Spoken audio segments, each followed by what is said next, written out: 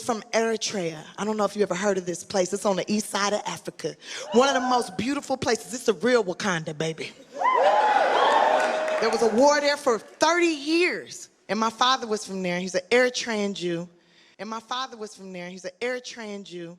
And my father was from there. He's an Eritrean Jew.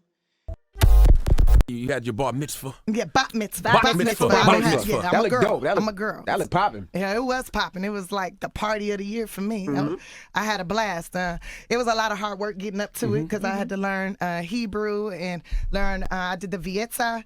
That was my portion of the Torah, which is basically in Genesis, and I talk about how Jacob had the dream about the ladder and the angels going up and down the ladder, and I had to teach about what I learned. So that's about what it is. I see you rocking the Star, David. It's interesting because you went to how you pronounce it? Eritrea. Eritrea a few times. That's Africa, but it got you closer to your Jewish heritage, Yeah, right? It got closer to my roots all the way around, you know. But let's be honest. When I was 15, 16 years old, I started doing bar and bat mitzvahs, so I was already kind of close to it. My grandma was telling me that's what my father was, and you know, I didn't know if she was telling me that just to be telling me so I could get the job doing the bar and bat mitzvahs, so I could make some money, so I could stop asking her for money, or if it was true, right? And then I finally met my father at 27, and then he told me it was true, and that you know, when he was on alcohol and drugs and stuff, and the Christian saved him, so he considered himself a Christian Jew. The Christian saved him, so he considered himself a Christian Jew. The Christian saved him, so he considered himself a Christian Jew. The Christian saved him, so he considered himself a Christian Jew, right? But in our blood, that's what it is, and still I didn't all the way believe him. And then when I went to Eritrea, and you know, I started talking to the people, started talking to my family members, and found out, you know, there's a lot of things that's going on there. Like it's illegal to be certain religions. It's illegal to practice your certain beliefs depending on what you are, or if you press it on other people and stuff.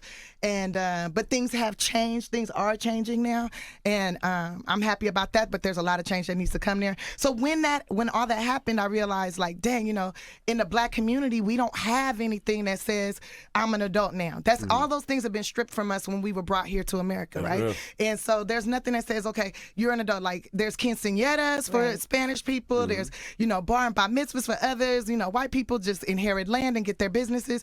Their mother's business. You know, everybody has something, but we don't have anything that says you're an adult. And I was talking with you know, some of my friends, and they're like, hey, I've been to jail 3 times. I'm a grown man. That don't make you no grown man. That's just because you went to jail. That means that makes you a bad criminal. That's right. You're not good at crime. That's what that make you. Stupid. So I felt like, you know, I wanted to do something to show my people that, like, if you dig, like I went ahead and did my 23andMe, and everything my father said was true. I went ahead and did my 23andMe, and everything my father said was true. I went ahead and did my 23andMe, and everything my father said was true. I went ahead and did my 23andMe, and everything my father said was true. Everything my mama said was not true. She think that we like Blackfoot, Indian, Navajo, or something like that. Ain't no Native American. No Blackfoot, Indian. Unless those Blackfoots came from Africa, from Nigeria, and came here, and then they was like, we got here before Christopher Columbus, and then, which probably is what happened.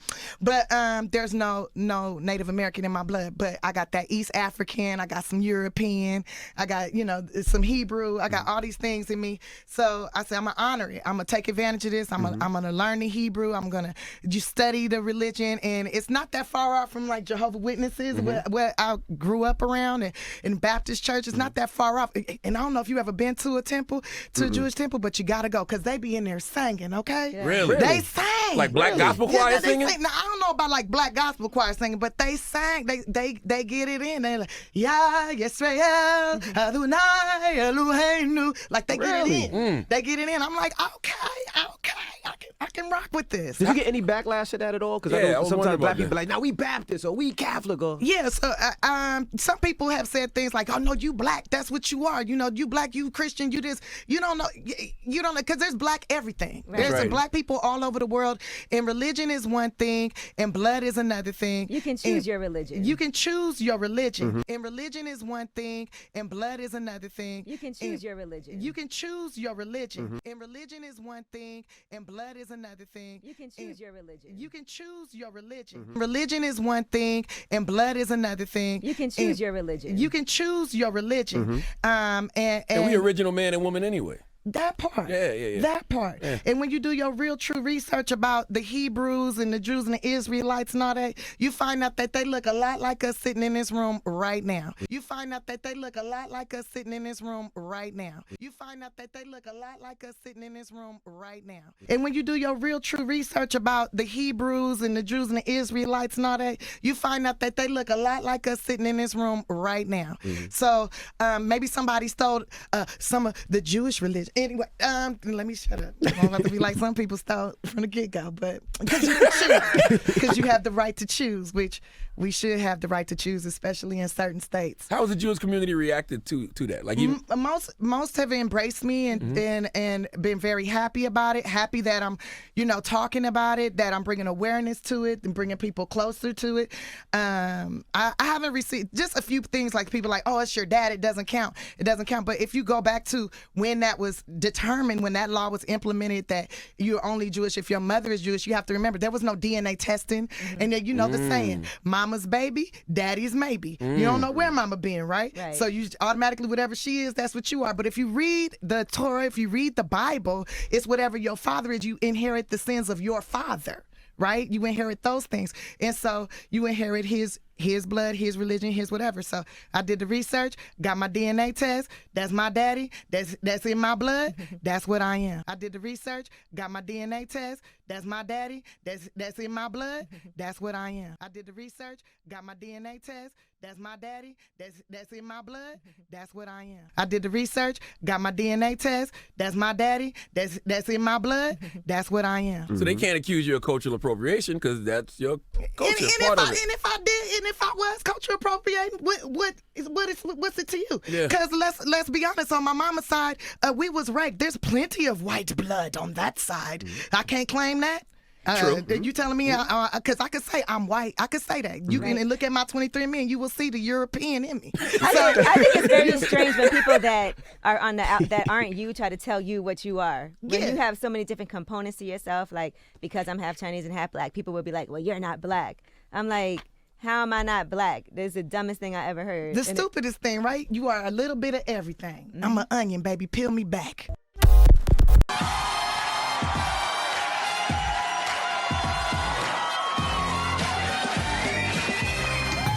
Tiffany Haddish celebrated her 40th birthday by having a bat mitzvah. I've been feeling like a little girl for a long time, and who knows, after this, I might still feel like a little girl from time to time, but now I got official paperwork that say I'm a grown woman. Haddish grew up in South Central Los Angeles, where she even spent time in foster care. In her mid-20s, she connected with her biological father and found out that he was a Jewish refugee from Eritrea.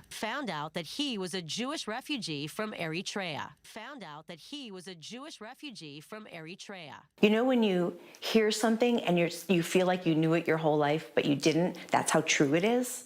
That's what it felt like to me about her, is like, she found this out, and then all of a sudden it just like connected all the dots. Beautiful. Mm-hmm. Mama's so cute. She is so proud to be Jewish in a time where so many people are afraid to be Jewish. And Tiffany's like, screw that. I love it. And I am so proud to be Jewish. And bring Israel, bring it on. Israel, bring it on. Israel, bring it on.